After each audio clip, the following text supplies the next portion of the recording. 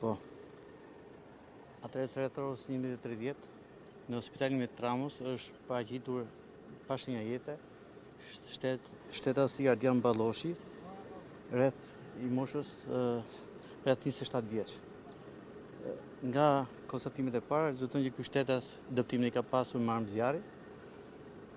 Pasi punët mirëfillt policore dhe timore, nga ana jon është bërë i mundur dhe identifikimi i autorit dhe po punohet në bashkëpunim me një grup të strukturar hetimor, në bashkëpunim me forca speciale, autori dyshuar.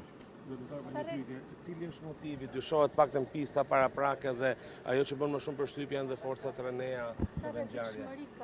Atëherë, duke pas parasysh dhe rrezikshmërinë e autorit të dyshuar, është gjykuar arsyeshme që në operacion të marrin pjesë forca speciale rënea. Vjet motivit paktën çka dyshohet? Dyshohet për motive të dobta. Ku ka ndodhur ngjarja, zoti Torba? Në rrugën Dervish Kluga. Çfarë ambienti është? Ka ndodhur në rrugë, në lokal? Në rrugë. Zoti Torba, autori dhe viktima rezultojnë me precedent penal. Çfarë mund të themi për sa i përket aktivitetit? Këto të gjithë këto çfarë kërkoni ju, i përkasin e curisë hetimore, kështu që do jap një moment dytë gjithë atë. Janë të dy banorë të zonës? Po, të zonës. Janë banorë të zonës. Ndodhet të ketë pasur bashkëpunëtorë edhe autori? Jo. Kanë qenë me automjeta në këmbë?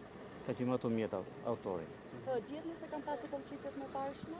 Po hetohet. Grupi hetimor po bëj gjithë ato verifikimet e mundshme për të dalë me një pjesë konkrete dhe të qartë për gjithë ato. Ka plagosur të tjerë për te viktimës? Jo, nuk ka. Vetë është një person i plagosur që më pas, siç u thash, ka ndruar jetë në rrugës për spital. Është dërguar me automjet privat apo me ambulancë? Me automjet privat nga qytetar të rastit. Faleminderit. Mirupafshim.